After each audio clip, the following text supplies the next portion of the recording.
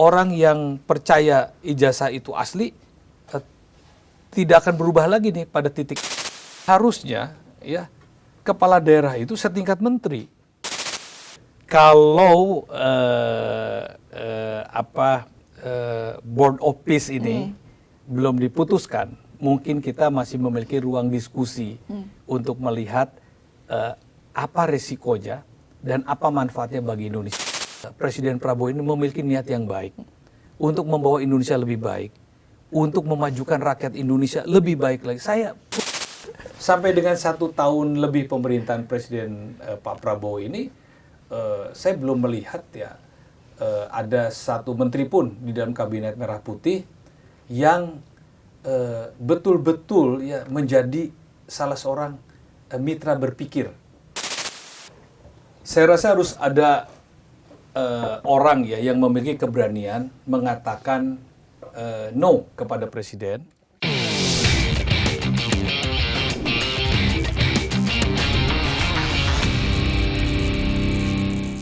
Halo Sobat iNews dimanapun Anda berada, Bikin Terang kali ini hadir bersama saya Rizky Hasan, ada rekan saya Fazila Hairunisa. Ya, dan kali ini kita kedatangan mantan Menteri PAN RB 2014-2016, Profesor Yudi Krisnadi. Selamat datang, Prof. Terima kasih Mas Rizky, Mas Zila, senang Hai, sekali Prof. diundang oleh iNews. Ya, baik. Terima Ini kasih. kan podcast Bikin Terang. Semoga saja nanti informasi-informasi yang disampaikan oleh Prof itu bisa menambah wawasan Sobat iNews begitu. Nah, Bukan bikin gelap. oh jangan. Jangan dong, bikin terang Prof. Tapi ngomongin soal gelap, ini ada informasi yang, aduh, kalau buat saya menjadi sisi gelap yang dalam 2 hari ini ya gitu ya. Berita soal ini, Prof, ada anak di NTT yang ya harus mengakhiri hidupnya gitu ya, hanya karena dia mau beli buku ya. Buku dan pena ya kalau Pena, nggak salah, ya. 10.000 akhirnya karena nggak kebeli, dia mengakhiri hidupnya, Prof. Iya, saya sangat prihatin ya, dan juga melihat ini bukan hal yang biasa menurut saya, dan tidak bisa juga dipandang sebagai sebuah kasus yang kecil atau kasus yang mikro yang terjadi di tengah 284 juta rakyat Indonesia. Memang ini sangat kecil sekali, dan fenomena seperti ini memang jarang terjadi. Namun esensinya adalah ini kan ada satu nilai-nilai kemanusiaan kita yang terusik ya. Karena masalahnya itu bukan sekedar seorang anak bunuh diri, tapi yang menyebabkan bunuh dirinya seorang anak sekolah itu adalah situasi kemiskinan yang dihadapi, yang membuat anak sekecil itu sudah merasa tertekan secara psikologis. Jadi menurut saya ini harus menjadi momentum ya bagi negara, bagi bangsa kita, bagi pemerintah kita, bagi para pengelola pemerintahan yang terdekat dengan tragedi itu untuk segera membenahi diri, memberikan fokus yang lebih besar terhadap kesejahteraan rakyat. Kemiskinan kita ini kan menurut saya sangat ekstrim ya. Koefisien Gini kita saja di kisaran 3,745 ya. Memang belum terlalu berat seperti di negara-negara Afrika ya, atau di Timur Tengah yang sedang bergejolak. Tetapi dengan angka yang sebesar itu memperlihatkan kepada kita ada jurang yang sangat tajam antara orang kaya dan orang miskin. Dan jumlah orang miskin kita ini, walaupun BPS hanya mengakui sekitar 24 juta orang, ya kira-kira 8,4%, tetapi kan kemiskinan yang sebenarnya itu kan sangat luas sekali. Apalagi dengan menggunakan standar orang dikatakan miskin itu kalau pendapatan per bulannya sekitar 564.000 atau berapa, atau hanya dengan $1,5 per hari, di bawah itu baru dikatakan miskin. Tapi $1,5 satu hari ini berapa? 16.000 tambah 8.000, kira-kira 25.000 ya. Kalau dia 26.000 berarti dia tidak miskin. Coba 25.000 itu cukup apa? Jangankan di Jakarta, di daerah ini cukup apa? Makan apa? Makan 3 kali satu hari itu 10.000 saja masih kurang uangnya. Jadi ini memang hal yang mikro, kembali lagi kepada yang disampaikan Mas Rizky tadi, tapi harus menjadi keprihatinan kita. bahwa masalah kemiskinan ini harus menjadi salah satu fokus ya, dari pemerintahan Presiden Prabowo yang memiliki asta cita ini untuk betul-betul bagaimana mengentaskan kemiskinan. Jadi agenda yang paling penting adalah kesejahteraan rakyat. Oke. Hal-hal lainnya bisa berikutnya, tapi masalah kemiskinan ini menjadi urat nadi parameter keberhasilan pembangunan. Oke. Apakah nanti setelah masa satu periode Pak Prabowo ini pendapatan income per kapita kita ini semakin meningkat? Apakah nanti kesenjangannya semakin mengecil? Apakah angkatan kerjanya nanti bertambah? Apakah nanti Human Development Index ya angka harapan hidupnya bisa mendekati angka 80 misalnya? Ini menjadi satu tantangan. Jadi kalau saya boleh berpendapat ya, di samping banyaknya agenda-agenda yang penting, semuanya penting, tapi program pembangunan dalam upaya mengentaskan kemiskinan ini menjadi penting. Sehingga kita bisa menyelamatkan anak-anak kita yang tidak perlu lagi adalah tragedi seperti itu. Baik. Ini yang tertangkap oleh media, yang tertangkap oleh pers. Bisa saja hal yang sama terjadi di berbagai macam tempat yang tidak terpotret. Betul. Menurut saya ini sesuatu tragedi kemanusiaan dan harus menjadi titik awal kita fokus kepada pemberantasan kemiskinan. Oke. Tapi Prof, kalau kita lihat pemerintah kan sekarang juga lagi gencar-gencarnya membantu rakyat untuk mensejahterakan rakyat seperti MBG, sekolah rakyat gitu kan. Tapi menurut Prof sendiri kalau ngelihat dengan ada peristiwa ini dan mungkin juga bukan satu-satunya ya yang mengalami ini, adakah salah strategi atau seperti apa, tahu strategi apa yang harus dilakukan oleh pemerintah? Karena kalau kita lihat dari program yang sudah dijalankan, tujuannya baik seharusnya, tapi ternyata di sisi lain masih ada hal-hal yang mengenaskan seperti ini, Prof. Kelemahan pemerintah negara kita dari dulu terhadap keberlangsungan program-programnya adalah pengawasan dan kesinambungan. Program makan bergizi gratis itu sesuatu yang baik. Saya rasa tidak ada kita yang tidak mendukung, kita semua mendukung. Hanya kita memberikan catatan kritis bahwa bagaimana pelaksanaannya, bagaimana implementasinya, efektivitasnya, tepat sasaran atau tidak, betul-betul sesuai tidak dengan apa yang diinginkan oleh Presiden Prabowo bahwa anak-anak kita harus mendapatkan asupan gizi yang baik, ya. Lalu kemudian ekonomi juga harus bertumbuh, ekonomi kerakyatan khususnya. Lalu kemudian tidak boleh ada kebocoran, tepat sasaran. Nah itu semua harus menjadi bagian-bagian yang di underline ya dengan tinta merah yang sangat tebal agar pengawasannya juga begitu ketat sehingga jangan sampai ada lagi lah misalnya keracunan ya di satu tempat ini di satu tempat mana. Hari ini saya mendapatkan kiriman video TikTok bukan keracunan lagi, ini nggak keracunan, tapi dikirim misalnya makanan yang lupa belum dimasak, telurnya masih mentah. Ada telurnya masih mentah, jagungnya belum direbus, nasi yang belum dikupas dan sebagainya. Nah ini kan masalah pengawasan, ya.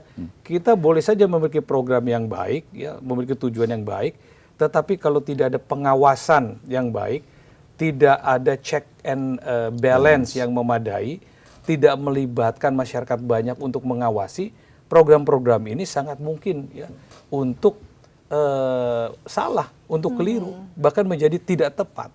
Bahkan yang lebih berbahaya lagi kalau program yang menggunakan anggaran ratusan triliun ya, yang juga diambil dari sebagian dari anggaran pendidikan.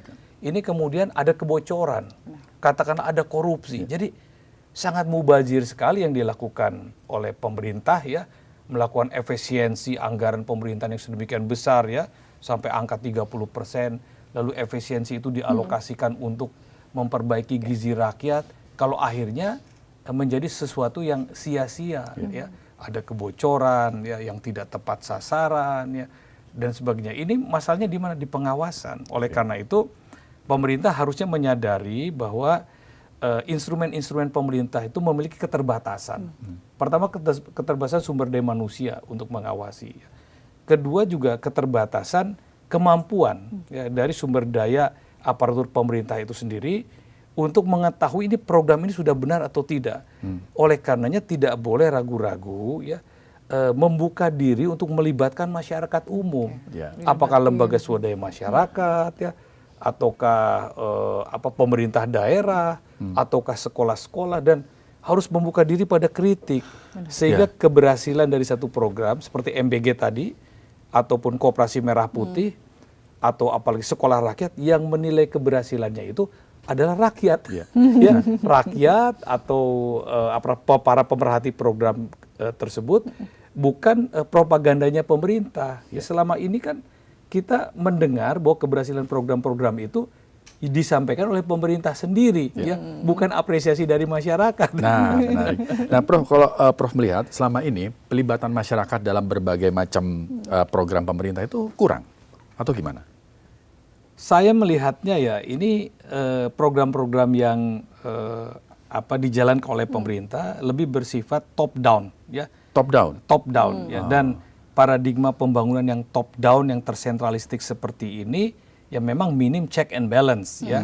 Ada keengganan juga dari perangkat-perangkat institusi pemerintah untuk memberikan masukan, koreksi dan sebagainya, karena ini sudah dianggap sebagai suatu keputusan dari program pembangunan yang dianggap baik, tanda kutip. Nah, sementara di dunia yang semakin modern sekarang ini, dunia yang hampir sebagian besar ini menerapkan sistem demokratis, konsep pembangunannya itu kan development center people.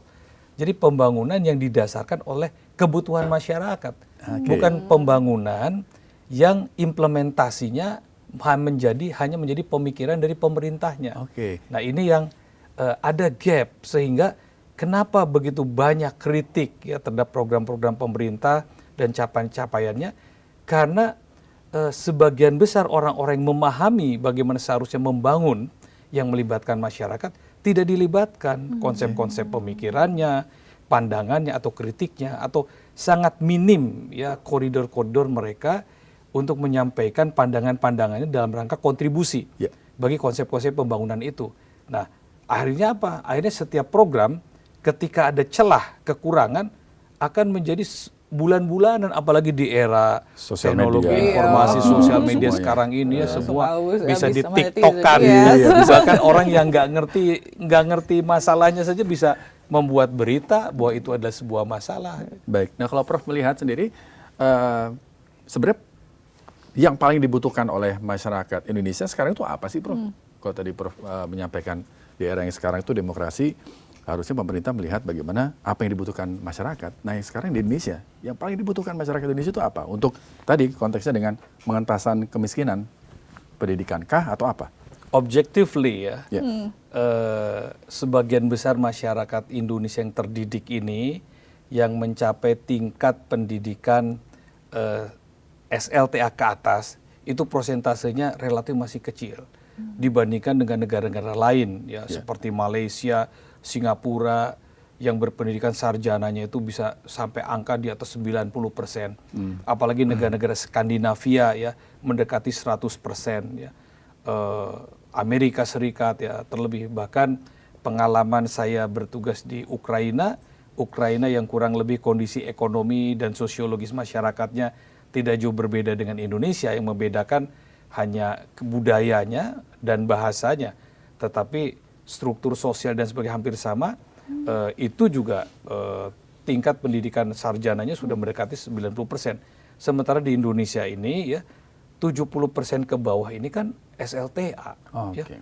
SLTA, bahkan numpuk di SLTP, sehingga dengan segala kekurangannya bahwa sumber daya manusia Indonesia ini belum mencapai pada satu titik di mana kita memiliki kualitas yang siap menghadapi perubahan-perubahan ya, di masa depan, dan juga belum sampai pada satu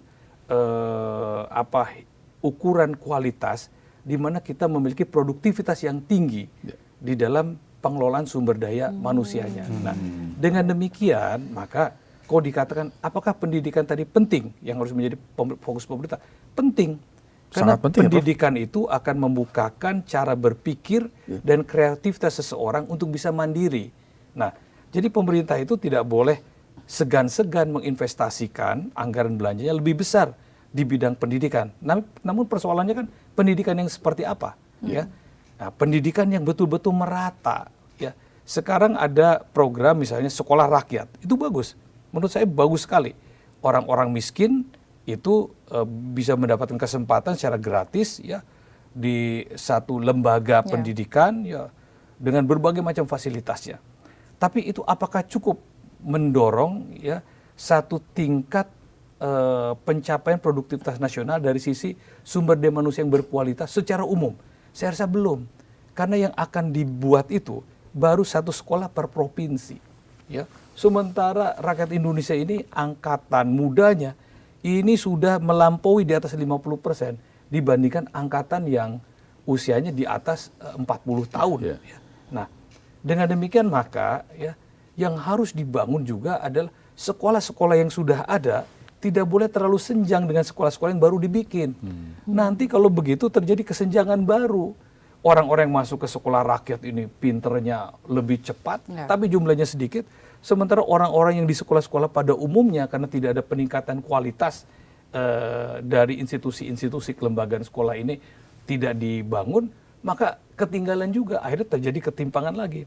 Oleh karena itu, maka sasaran program pembangunan di sektor pendidikan itu harus merata, ya, merata untuk meningkatkan kualitas sumber daya manusianya yang dipersiapkan untuk menghadapi tantangan-tantangan di masa depan. Dulu kan Pak Harto bikin SD Inpres, belum ada sekolahnya kan.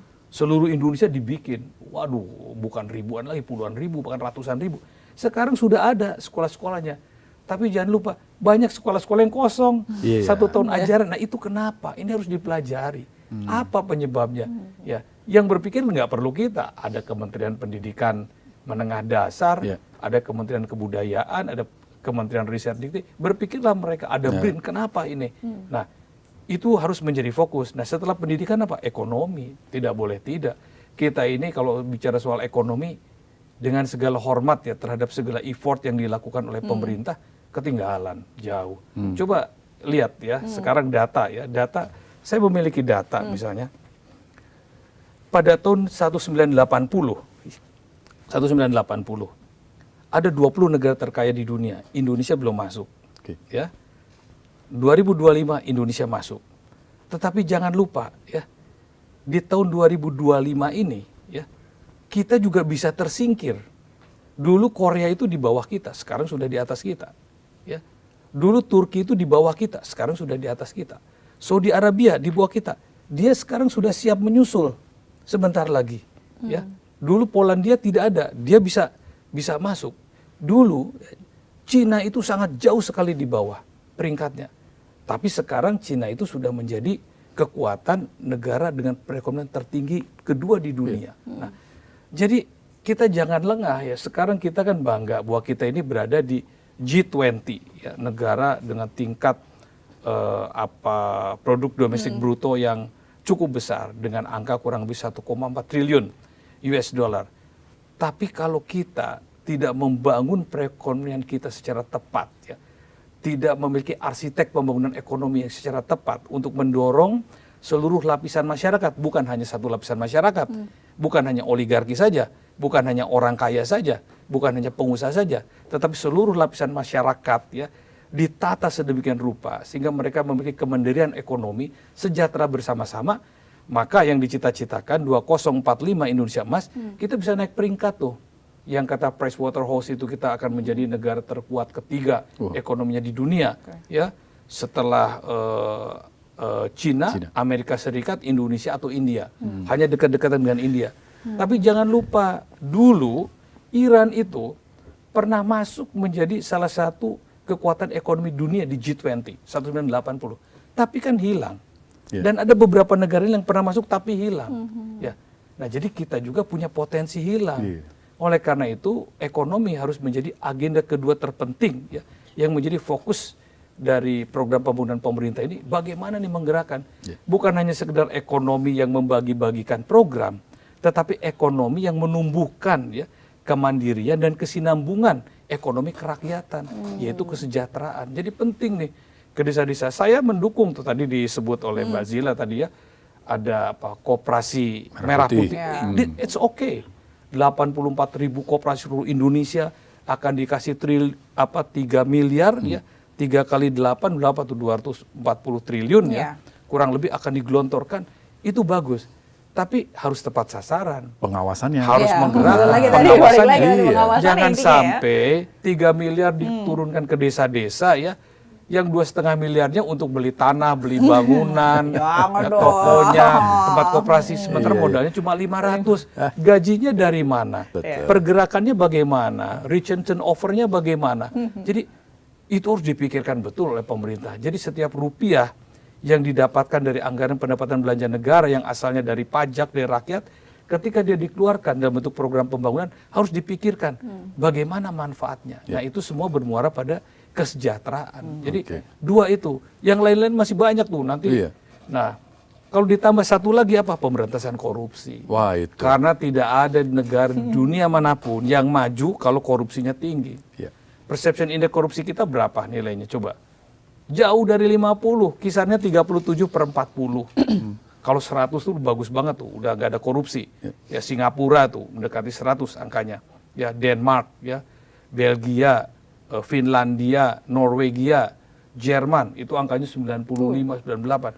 Kita ini 37, 50 pun belum. Iya, iya. Jadi kalau Anda ikut ujian di semester 1, nilainya D pun tidak.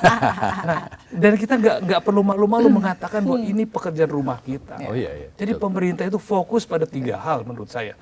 Sektor pendidikan Ya. ya, yang merata, yang masif dan berjangka panjang serta berkesinambungan. Sektor ekonomi yang mensejahterakan rakyat secara merata, ya, yang dihitung betul tingkat pertumbuhannya, tingkat pendapatannya, lalu kemudian memberantas korupsi. Incremental capital output ratio selalu disebutkan oleh Pak Prabowo kebocoran. Ya. Ya, Di bocor, dalam bocor, bukunya, bocor, gitu ya. di dalam bukunya Paradoks Paradoks Indonesia, Indonesia. yang sudah beliau kampanyekan sejak tahun 2004 sampai sekarang setiap pemilu, itu sesuatu yang sangat baik sekali menurut saya, ingatan bagi seluruh bangsa bahwa incremental capital output ratio ini ada sebuah kebocoran dari anggaran pembangunan yang seharusnya untuk rakyat, menggerakkan ekonomi rakyat, memberikan kemanfaatan, tapi digunakan dan disalahgunakan oleh orang-orang yang tidak bertanggung jawab. Jadi nggak boleh berkompromi itu dengan korupsi. Ya, lagi-lagi bocor itu karena pengawasan yang kurang, Ya. ya Prof ya. Tapi ngomongin soal dana pendidikan tadi nomor 1 disebut. Dana pendidikan kita kan dipotong Iya. ya. Terus gimana dong? Dipotong untuk program yang Iya, lain. program yang lain. Gitu. Tapi sebenarnya harusnya tidak dipotong ya. Menurut saya. Kenapa tidak dipotong? Karena kan ada undang-undangnya. Undang-undang Pendidikan Nasional itu mengharuskan bahwa dana pendidikan yang betul-betul ansih untuk pendidikan, bukan untuk biaya-biaya lain-lain pembangunan, yang betul-betul ditujukan untuk membangun sumber daya manusia sebagai investasi jangka panjang bangsa, itu 20%. Jadi katakanlah kalau anggaran pendapatan belanja negara kita 3.800 triliun, 20%-nya 20%. berapa itu? Berarti 380 triliun. kali 2, 600, 720, 700-an lebih tuh, 700-an triliun. Mestinya cukup. Nah, harusnya tidak diambil karena ini penting. Dan lewat efisiensi, ya memang kita ini banyak yang bisa diefisiensikan. Ya, anggaran untuk belanja pegawai dan yang berkaitan dengan penyelenggaraan kepegawaian institusi pemerintah, itu kan sudah di atas 30%.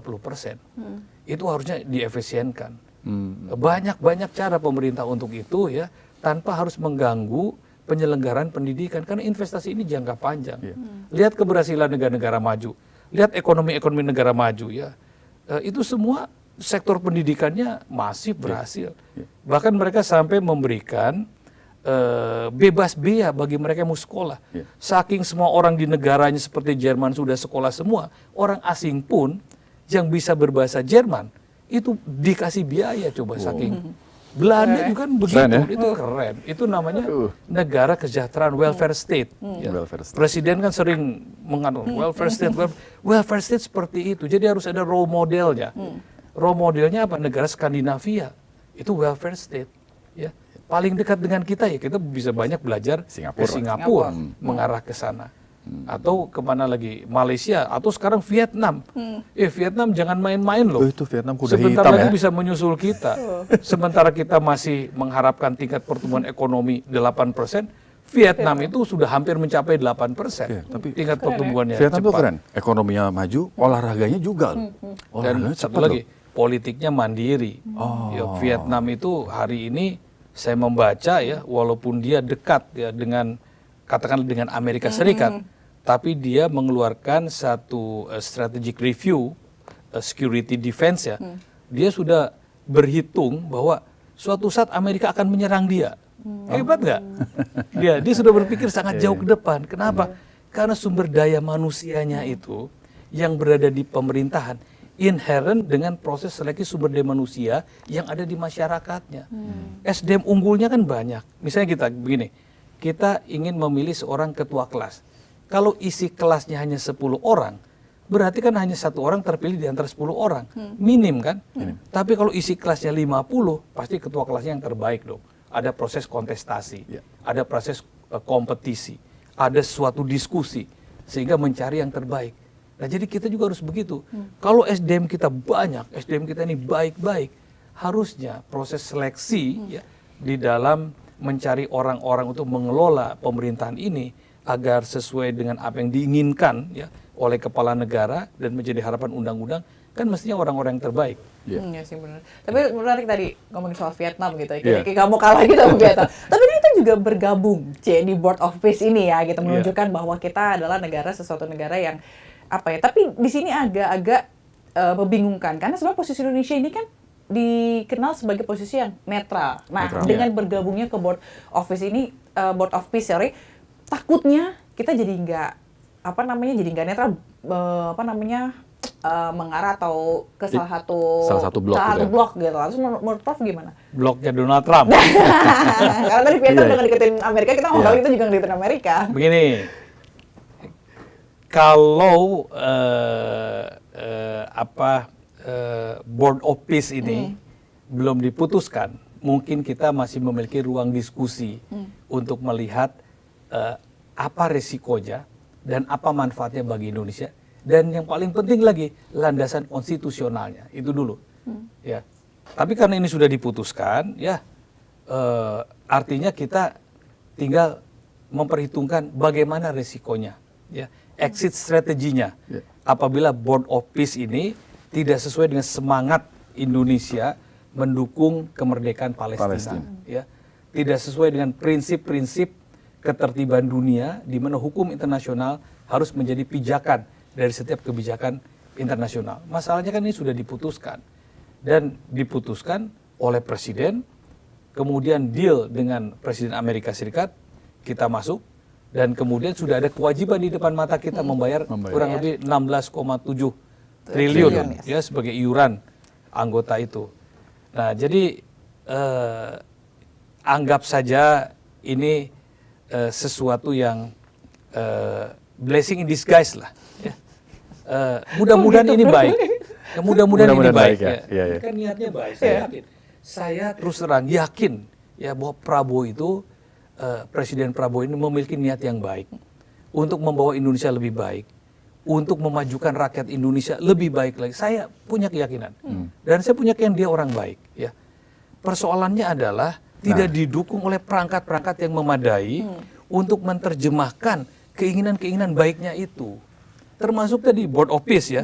Board of Peace ini seandainya ya ada orang seperti Pak Hasan Wirayuda, ya, ada orang seperti Martin Nata Legawa, ya, ada orang seperti Dewi Fortuna Anwar, ada orang seperti Ibu Retno Marsudi, atau orang seperti saya lah, ya, mantan duta besar, diajak ngobrol. Mungkin Pak Prabowo untuk sampai mengambil keputusan Board of Peace itu memiliki narasi yang sangat kuat, memiliki perhitungan-perhitungan yang sangat matang dalam konteks global, benefit and risk-nya, sehingga dia tidak perlu setelah memutuskan itu harus ketemu dengan MUI, harus ketemu dengan Nahdlatul Ulama, ketemu Muhammadiyah, ketemu Said Didu segala macam, ya. Walaupun itu kawan-kawan saya juga, ada Pak Said Didu di situ, ada Profesor Siti Juhro, ada Mas Abraham Samad. Tapi sebetulnya sesuatu yang tidak perlu dilakukan kalau dia dalam proses mengambil kebijakan, ya, itu sudah melibatkan sebuah testimoni ya dari orang-orang yang expert di bidangnya. Jadi pengambilan keputusan ini menurut Prof tidak dibarengi dengan sharing atau Iya, diskusi tergesa-gesa. dengan orang-orang. Itu bukan menurut saya, menurut banyak orang ya, di podcast Aman ya, nih.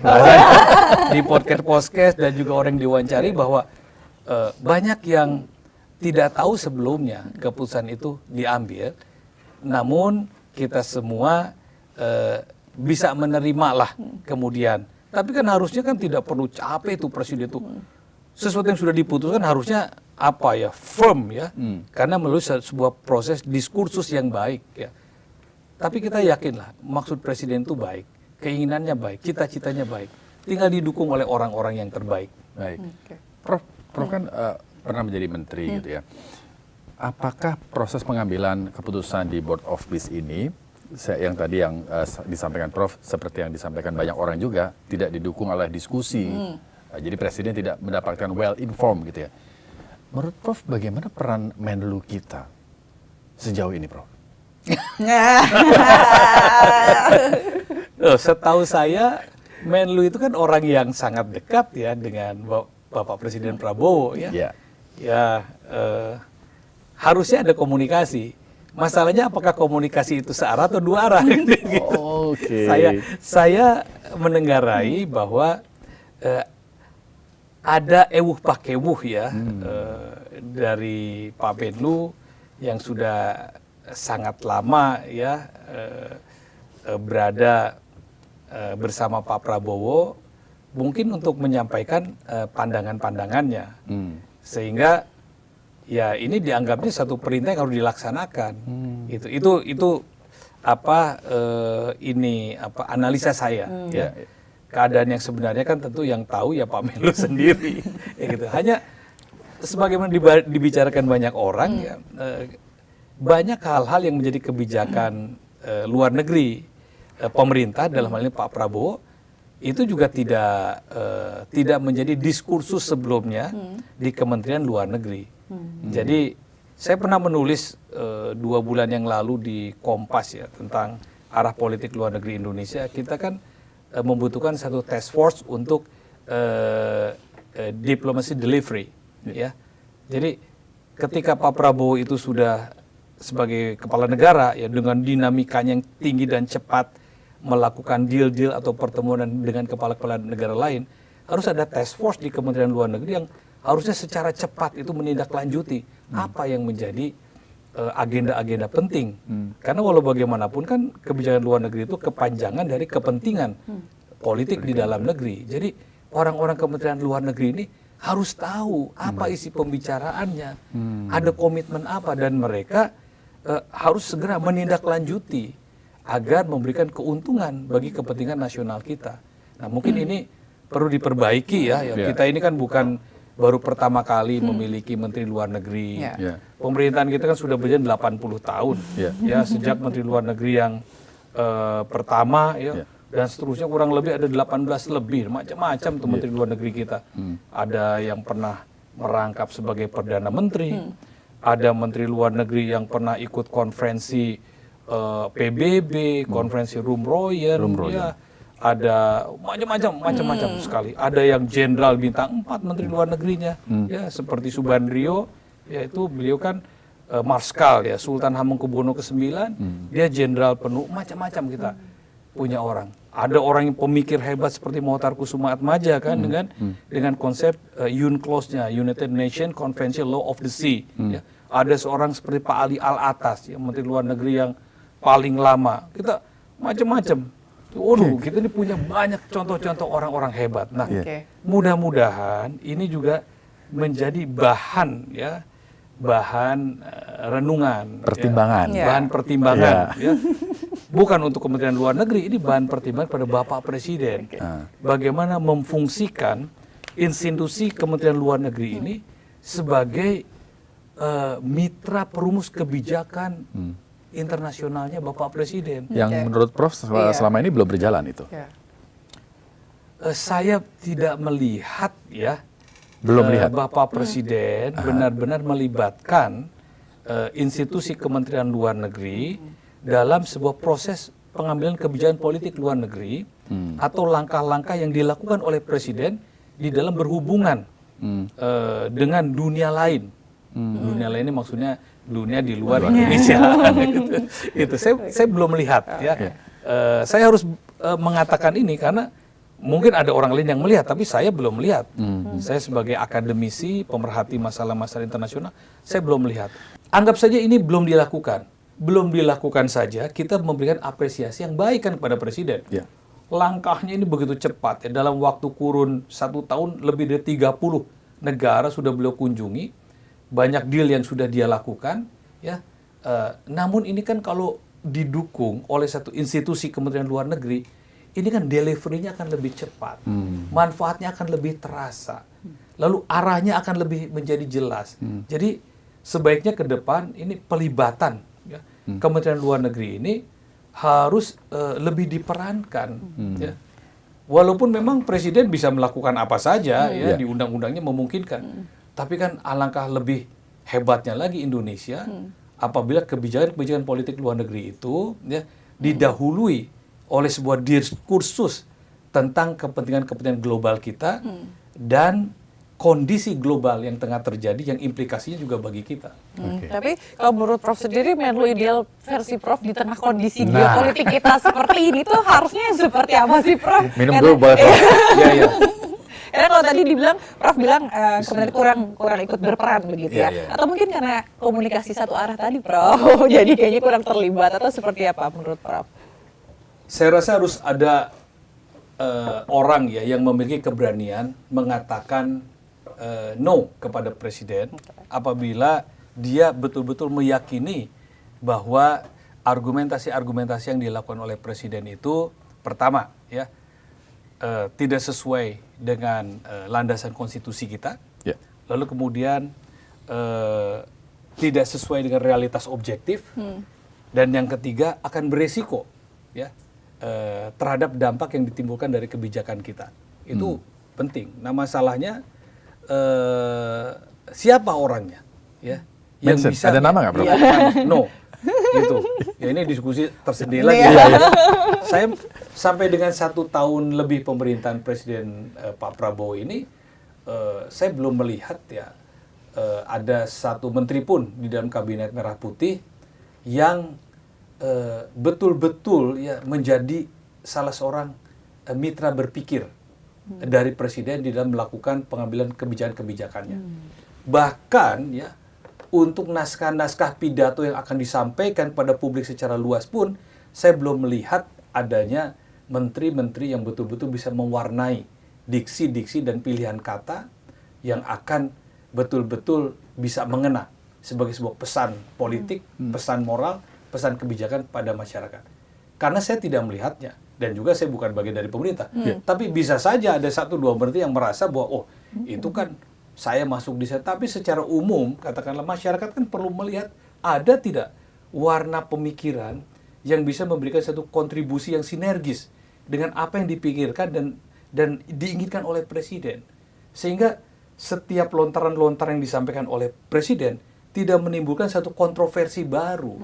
Bahkan itu menjadikan publik ini punya motivasi lebih besar. Itu penting. Nah, kenapa ini tidak terjadi dalam beberapa hal?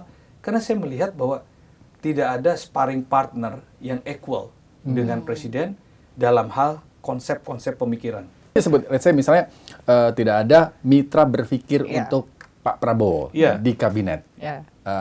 Prof memandangnya seperti karena itu saya ya? dari luar, kan saya melihatnya nggak ada orang yang berani mengatakan tidak ya.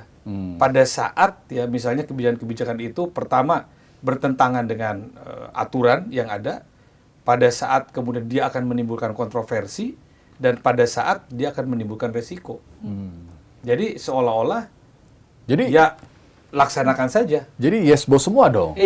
Ya bisa begitu, tapi sebetulnya kan Pak Prabowo ini orang yang menurut saya cukup demokratis dan dia cukup akomodatif. Contohnya apa?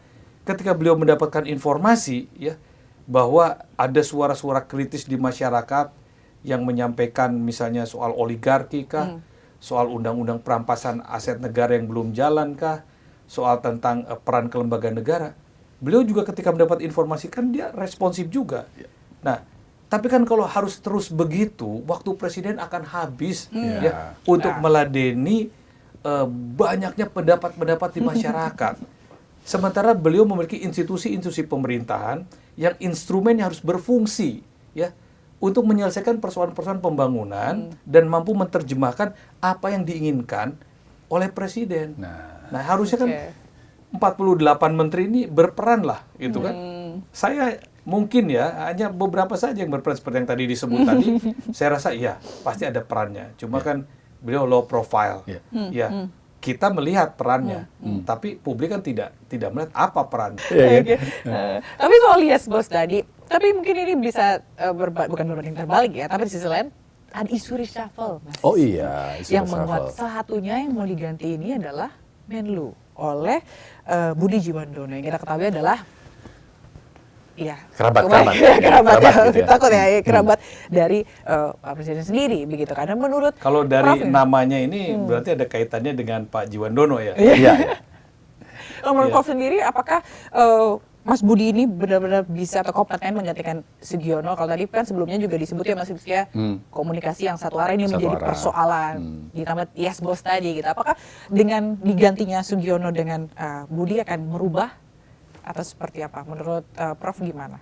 Sebenarnya yang paling tahu tentang hal ini tentu presiden, yang paling tahu tentang presiden. Dan kalau isu ini kemudian bergema di masyarakat luas, tentu pasti ada sebab musababnya. Nah, kalau pandangan saya sederhana saja. Jadi Menteri Luar Negeri atau semua menteri itu kan instrumen dari visi misinya presiden. Presiden memilih orang yang tepat, yang menurut dia tepat untuk menjalankan visi misinya di masing-masing bidang lembaga kementeriannya.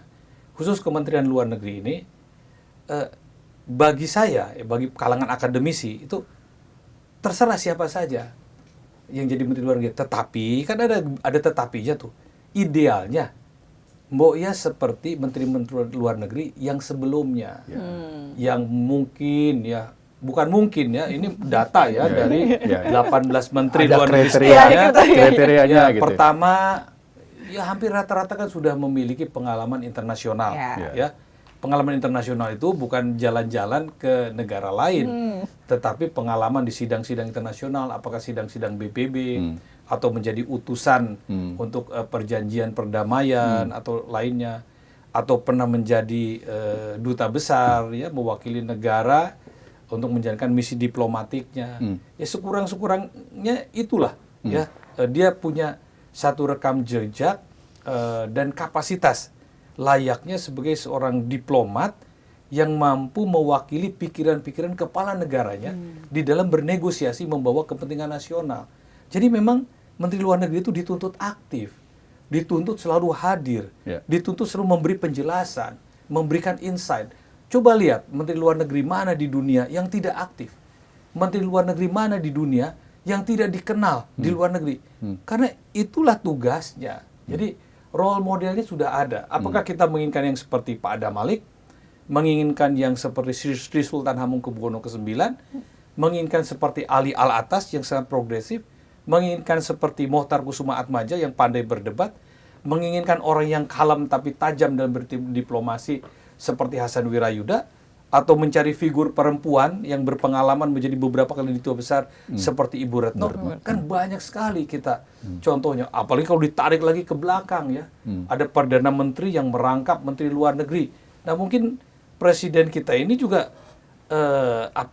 terbayang oleh beliau ini kepala negara merangkap Menteri Luar Negeri. Tidak apa-apa juga, tapi pertanyaannya ya, negara kita ini kan bukan seperti negara-negara yang sudah maju, seperti Inggris dengan sistem parlementernya, seperti Jerman dengan kanselernya, seperti Kanada yang dimana menteri luar negerinya ya bisa juga dirangkap oleh perdana menterinya, oleh kepala negaranya sekaligus, karena problem-problem internal kebangsaannya dalam rangka yang agenda kita tadi ya. Pendidikannya sudah baik, ekonominya sudah merata, korupsinya sudah tidak ada. Jadi di dalam itu sudah enteng. Sehingga kepala negara sekaligus kepala pemerintahan bisa memainkan peran-peran global ya, tanpa harus selalu berada di dalam negaranya. Nah, kalau di Indonesia ini ya banyak sekali problemnya. Program MBG saja banyak sekali yang harus diperbaiki. menyelenggarakan Koperasi Merah Putih dengan 84.000 koperasi se-Indonesia, ini masih membutuhkan pemikiran-pemikiran ekstra. Ya. Sekolah rakyat belum ada di semua provinsi.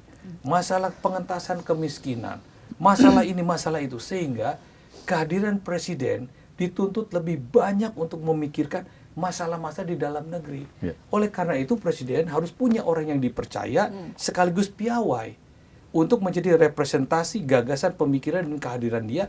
Pada saat Presiden tidak bisa datang, Menteri Luar Negerinya bisa mengambil peran. Ya. Jadi memang tidak harus semua event internasional Presiden harus hadir, datang, ya. ya. Tapi di event-event besar, misalnya pertemuan G20, pertemuan ASEAN, dia harus datang. Ya, di pertemuan tahunan PBB dia harus datang. Tapi sisanya serahkan pada Menteri Luar Negerinya. Oleh karena itu, dengan role model Kementerian Luar Negeri yang pernah punya macam-macam Menteri Luar Negeri ini, sekarang kan itu sudah sebetulnya menjadi inspirasi kepada Presiden. Sekiranya beliau meyakini bahwa mengganti Menteri Luar Negeri ini dengan pilihan yang lebih baik, dengan role model yang pernah kita miliki, ya tentu itu suatu yang baik, ya kita dukung. Tapi kalau mengganti Menteri Luar Negeri yang kita semua meragukan apakah akan lebih baik, menurut saya lebih baik pertahankan yang sudah ada, yang sudah jelas-jelas memiliki pengalaman setidaknya 1 tahun terakhir ya, kan gitu. Jadi jangan menambah masalah baru gitu Iya, ya. betul. Nah, ngomong-ngomong soal orang yang bisa dipercaya membantu Presiden, Menteri. Prof kan juga mantan Menpan RB begitu ya, di era 2014-2016 begitu ya. Nah, pada saat menjadi Menpan RB juga mengeluarkan surat edaran nih mengenai ijazah palsu ya, Menpan RB nomor 3 2015 tentang ijazah palsu begitu ya. Ini, ya kan? Ini. Jadi kalau kita lihat tadi ngedengerin Prof ngomongin soal bagaimana bukan kualitas yang seharusnya, kriteria yang seharusnya dimiliki oleh orang kepercayaannya Presiden, khususnya para menteri. Nah ini dia, gitu, agak geser sedikit ke sini.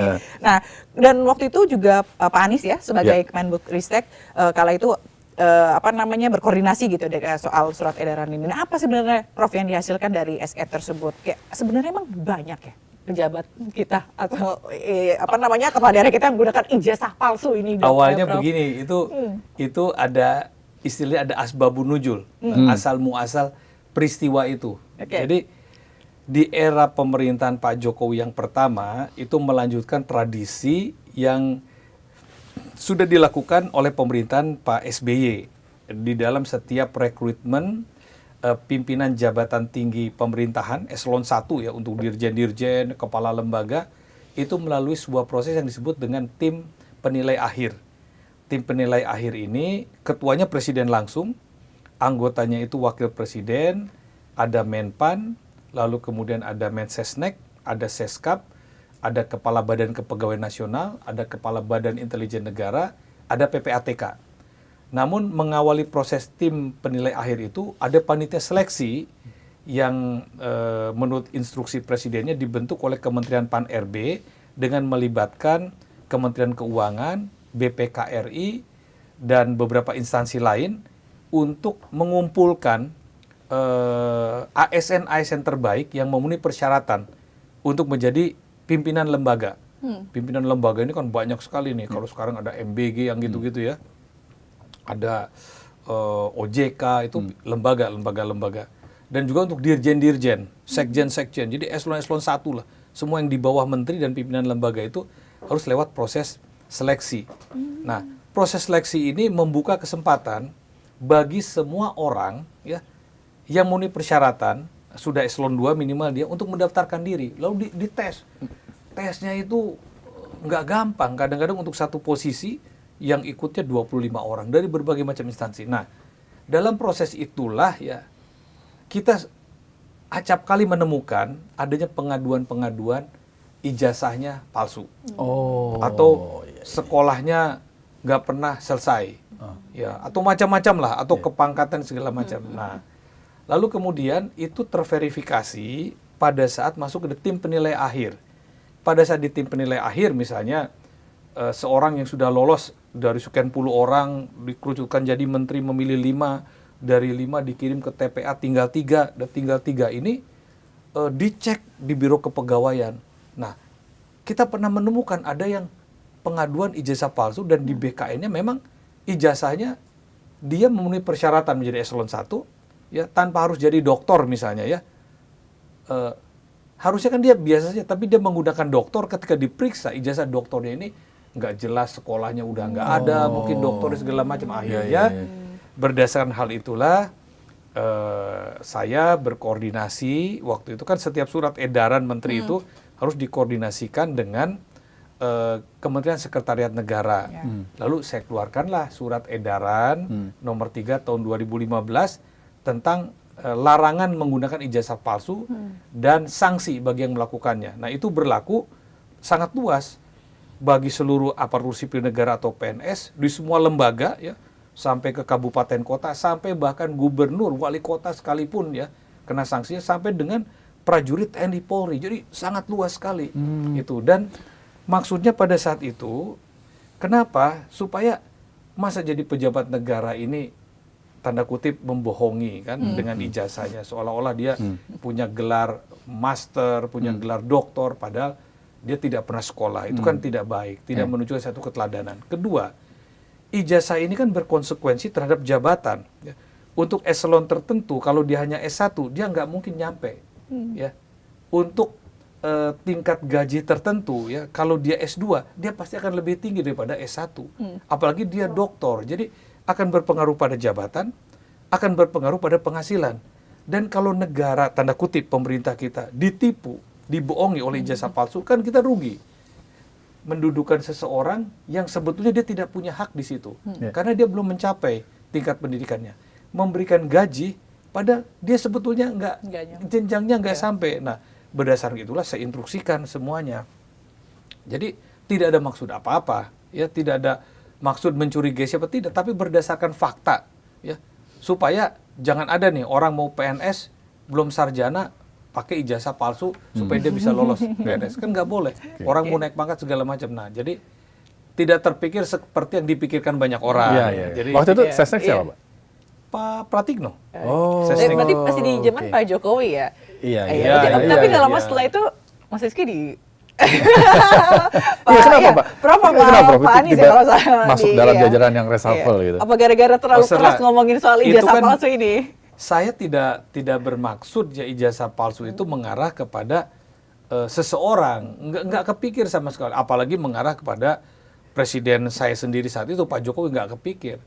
Saya percaya bahwa Presiden Jokowi insinyur lulusan UGM ya, yang kita curigai ini kan orang-orang yang mengikuti proses seleksi untuk menjadi pejabat yang ditengarai ada juga ijazah-ijazah palsu, sehingga kita buat peraturan itu harus diusut tuntas, bahkan diberikan sanksi secara tegas. Bahkan di dalam instruksi surat edaran Menpan itu pangkatnya bisa diturunkan itu. Ya, sanksinya sangat berat bagi pengguna ijazah palsu. Jadi sama sekali tidak bermaksud mengkaitkan surat edaran nomor 3 ini dengan tudingan-tudingan kepada Presiden Jokowi. Karena kan tudingan-tudingan itu kan kemudian kan tidak pada periode itu, tidak ada yang membicarakan soal ijazah presiden pada periode pertama. Nah, baru pada periode keduanya kan ada mulai ramai. Tapi kan saya sudah tidak di situ. Tapi memang Menpan RB juga nggak ngurusin ijazah presiden atau ngurusin juga? Lah, yang ngurusin ijazah kepala negara itu kan KPU, Mbak. Ya. Berarti cuma di bawah-bawah untuk seleksi tadi ya, Prof ya? Nah, itu seleksi, ya. Jadi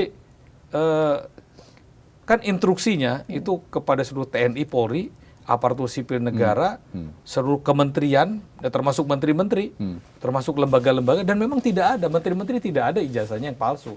Kepala lembaga tidak ada yang palsu. Bupati wali kota, saya nggak tahu ya, karena kan masing-masing kan diserahkan pada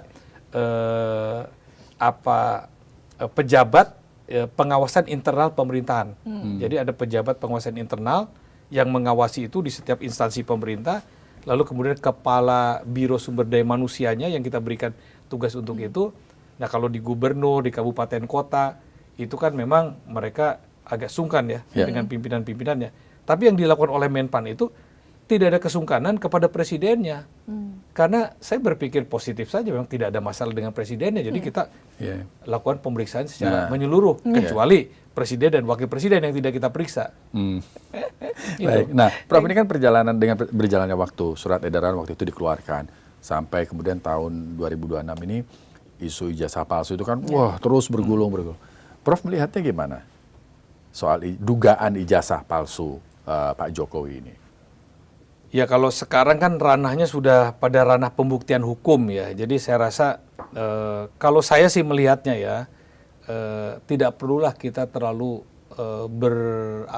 berkutat ya, berkecamuk dengan isu yang sudah membelah persepsi publik masyarakat Indonesia sendiri.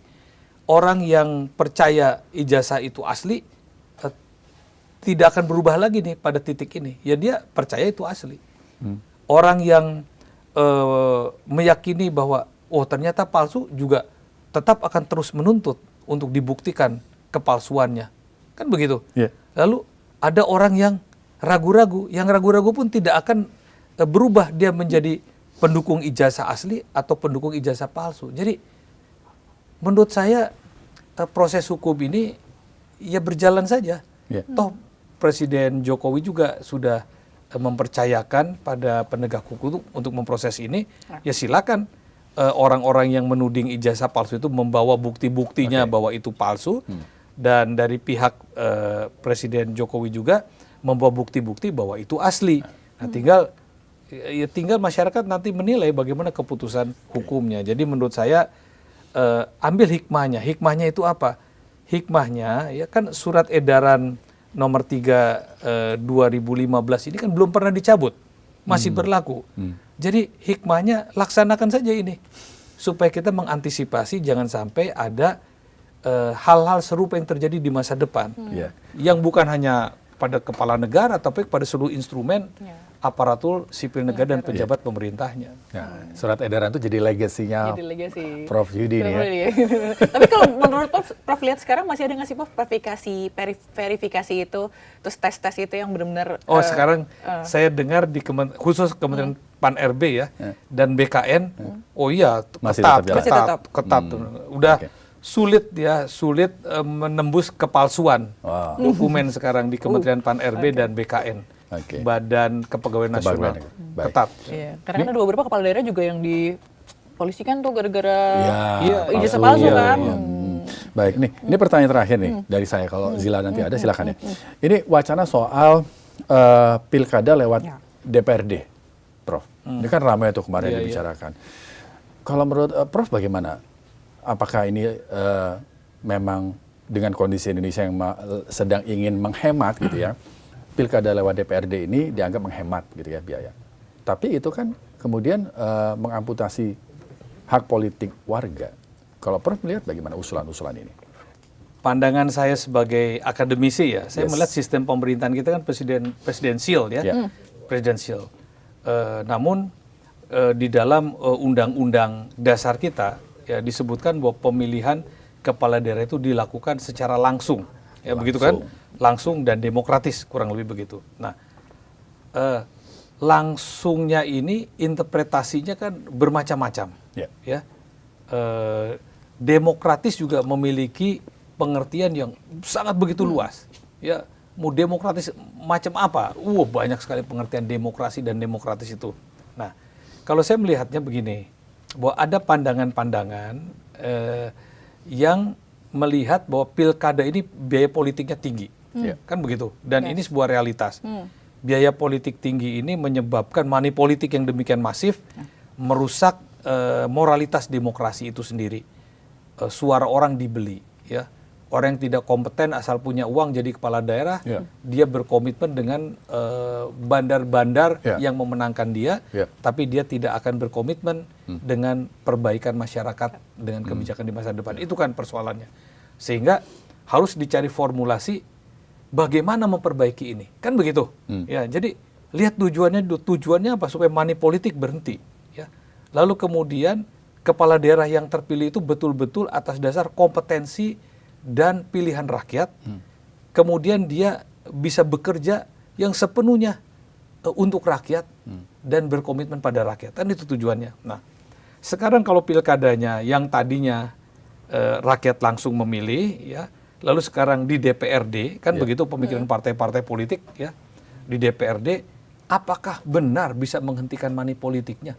Ya, apakah benar kemudian bahwa orang yang terpilih itu nanti tetap akan berkomitmen pada rakyat, bukan pada sponsor-sponsor yang di DPRD-nya ini. Itu kan menjadi keraguan. Jadi kalau saya mencoba out of the box, ya, saya malah berpikir, saya pribadi ya, mungkin dan pasti ada yang tidak setuju. Karena kita ini menganut sistem presidensial, ya, maka seharusnya ya kepala daerah itu setingkat menteri. Jadi presiden ya memiliki pilihan-pilihan calon kepala daerah yang diajukan untuk dipilih oleh DPRD. Ya. Tapi dibuat kriterianya yang demokratis. Karena kalau demokrasi ini tidak harus suara terbanyak. Demokrasi ini kan ada prinsipnya. Prinsipnya itu adalah mengedepankan kepentingan masyarakat banyak, berkomitmen bagi masyarakat banyak, dan untuk mensejahterakan masyarakat banyak kan tujuannya. Tujuannya itu. Ya, jadi kalau presiden memiliki orang yang dia anggap yakin baik dan kriteria, misalnya untuk menjadi gubernur DKI Jakarta, pertama harus orang yang sekurang-kurangnya hidup 20 tahun di Jakarta. Atau orang Betawi asli deh, ya. Dengan tingkat pendidikan misalnya minimum dia S2 atau S3 gitu, nggak boleh S1. Dia mau mimpin masyarakat yang semakin meningkat kualitasnya, tingkat pendidikan juga harus naik lagi. Dia berpengalaman di pemerintahan dan ada kriterianya, putra daerah. Presiden kasih ke DPR. Nanti DPR memilih, kasihnya berapa? Jangan 2, 1 saja kalau sudah yakin. Ya. Untuk memperkuat sistem presidensial sehingga kedudukan daripada kepala daerah khususnya gubernur itu setingkat menteri. Dia adalah menteri-menteri kabinet dari satu pemerintahan yang ditempatkan di daerah untuk mengkoordinasikan kebijakan pemerintah pusat bersama kepala-kepala daerah di bawahnya. Kalau saya berpandangan di kabupaten kota tetap pemilihan langsung. Seperti hanya kepala-kepala desa dipilih. Ya, di antara kepala desa dan bupati atau wali kotanya kan ada camat. Camatnya kan birokrat. Sama halnya sekarang di antara presiden untuk sampai kepada kepala daerah kabupaten dan kota ada gubernurnya. Anggap saja itu camatnya. Instrumen daripada pemerintahan pusat. Jadi kalau saya pribadi saya berpikiran begitu, tapi ada yang mengatakan bahwa ini bertentangan dengan undang-undang. Oleh karena itu mesti ada satu dialog nasional. Kan sekarang bukankah pemerintah sekarang juga sedang memikirkan dilakukannya amandemen. Ya, Undang-Undang Dasar 1945. Nah, amandemen ini juga harus bisa melihat kepentingan bangsa yang jauh ke depan. Ya, 100 tahun yang akan datang harus dikaji dengan matang. Ya, mudah-mudahan ya sistem pemilihan kepala daerah khususnya di tingkat provinsi ini masuk dalam kajian itu. Sehingga kalau benar akan dilakukan amandemen, sebaiknya itu juga masuk. Sehingga presiden itu betul-betul memiliki kekuatan ya dan kewenangan yang diakomodir oleh undang-undang atau berlandaskan konstitusi dengan supremasinya bagi kebaikan rakyat bersama. Menarik. Saya sih terus terang saya ya sekali lagi ini yang kedua saya katakan saya percaya dengan niat baiknya Pak Prabowo. Saya percaya dia orang yang percaya pada demokrasi. Jangan lupa loh, kalau dia tidak percaya pada demokrasi, 2004 dia nggak akan maju. 2009 dia nggak akan maju. Ya. Bahkan di 1998 dia juga memiliki kekuatan dan pengaruh untuk mendapatkan kekuasaan itu. Kan dia tidak rebut. Ya kan? Dia ikut kontestasi. Menjadi calon presiden, menjadi calon wakil presiden, menjadi calon presiden berkali-kali. Dia juga 2019 itu kan harusnya, kalau kita mau jujur ya, 2019 kan dia punya peluang yang menang tinggi kan. Tapi dia percaya pada demokrasi, ya dia ikuti saja, kalah, dia masuk dalam kabinetnya, dia ikut lagi, ya lepas daripada berbagai kontroversinya, tapi dia orang yang percaya pada demokrasi. Oleh karena itu, karena dia percaya pada demokrasi, saya juga percaya pada niat baiknya untuk membangun demokrasi dan kesejahteraan rakyat Indonesia. Jadi kalau begitu, berikan dia kesempatan untuk menata bangsa ini menjadi lebih baik dan juga mudah-mudahan dia memilih orang-orang yang terbaik. Nah, itu dia. Gitu. Menarik kata memilih orang-orang yang terbaik. Ya benar, orang yang terbaik. Tadi disebutkan sebenarnya kriterianya tersamar ya disebutkan oleh Prof. Pertanyaan terakhir, Prof, kita baru aja dapat informasi mengenai hari ini Rabu ternyata Pak Prabowo memanggil ex-menteri luar negeri ke istana. Ada Pak Marty Ratna Legowo hingga Bu Retno. Hadir. Pas banget ya. Pas banget. Diikuti betul dong ini podcast kita. Padahal kita malam ya. Nah, tanggapan Prof apa yang akan kira-kira dibahas? Karena di sini sebenarnya belum tahu membahas apa, mungkin kan secara tertutup juga gitu. Apakah juga membahas seperti yang tadi kita bahas begitu? Kita anggap saja kita ini ya peramal politik ya. Ini Anggap aja. podcast di hari Rabu sama seperti yang hari ini ya, Hari dipanggil ini, ya. iya. Apa yang kita bicarakan di waktu yang bersamaan sebagai doa. Dan doa itu dikabulkan oleh Allah. Diteruskan kepada presiden, didengar. Dan kita bersyukur. Apa yang menjadi perbincangan kita yang mudah-mudahan juga menjadi refleksi daripada pendapat masyarakat umumnya didengarkan oleh presiden. Atau jangan-jangan salah satu di sini ada intel yang langsung nih Pak lagi nih sampai itu satu ini hikmah yang baik. Berarti terbukti kan kalau presiden itu sebetulnya mendengar pendapat orang banyak asal ada yang menyampaikan. Ya jangan dihalang-halangi nih. Kalau ada orang mau menyampaikan pandangan yang bagus, ada orang mau ketemu presiden, jangan dihalang-halangi. Wah, siapa ini yang menghalang-halangi nih? Aduh. Jangan-jangan Rizky, sama Sheila. Jangan dihalang-halangi. Buktinya apa yang kita bicarakan didengar. Nah, itu. Terus yang kedua, topik yang kita bicarakan menurut analisis saya kurang lebih sama dengan yang kita diskusikan ya, tentang kebijakan-kebijakan luar negeri yang memerlukan pelibatan institusi Kementerian Luar Negeri agar lebih mantap lah dan lebih berdampak ya pasca dari aktivitas-aktivitas internasional itu. Yang ketiga, analisis saya mungkin meminta pendapat. Mungkin meminta pendapat bagaimana sih Kementerian Luar Negeri sekarang dipimpin oleh Pak Sugiono, mungkin itu. Dan bagaimana wakil-wakil menteri peran-perannya, apakah ini masih bisa dioptimalkan lagi atau apa yang kurang, pasti ditanya itu. Dan pertanyaan terakhir, seandainya sudah ada di top mind-nya presiden untuk melakukan pergantian, pasti Bapak Presiden akan bertanya, Siapa? kira-kira menurut pendapat Anda, kalau dari dalam siapa? Kan kalau Bu Retno, Pak Martinata Legawa, Pak Hasan Wirayuda hanya tahu yang di dalam. Kalau dari dalam siapa? Kalau dari luar Pak Prabowo lebih tahu. Nah, supaya pengetahuan Pak Prabowo yang dari luar ini artinya menjadi sesuatu kebaikan ya apabila dilakukan reshuffle, maka kriteria-kriteria yang tadi kita bicarakan tadi dan juga yang mungkin akan disarankan oleh mantan-mantan Menteri Luar Negeri pada Presiden itu harus menjadi perhatian. Ya, idealnya. Tapi kalau enggak, ya terusin aja nih. Kan Pak Sugiono juga sudah cukup berpengalaman satu tahun ini kan. Kalau memang Pak Presiden nggak yakin penggantinya akan lebih baik dari Pak Sugiono. Ya idealnya kalau diganti, dulu pernah menjabat sebagai Dubes ya. Dubes Ukraina Pak Prabowo. Kita aminin nggak deh? Banyak mantan Dubes Ukraina. Baik, terima kasih Prof sudah hadir di sini. Silakan. Terima kasih Prof sudah bikin terang ya Mas Rizky hari ini gitu ya. Terima kasih juga sudah hadir bersama kita. Saya terus Prof Yudi Krisnandi, ex-Menpan RB 2014-2016 dan juga Guru Besar Ilmu Ekonomi Politik Universitas Nasional. Terima kasih Mbak Zila, makasih Mbak Rizky, semuanya terima kasih. Oke, sehat-sehat Prof. Thank you. Amin. Alhamdulillah. Dan itu dia tadi Sobat iNews Bikin Terang kali ini. Sampai jumpa di Bikin Terang selanjutnya. Dah.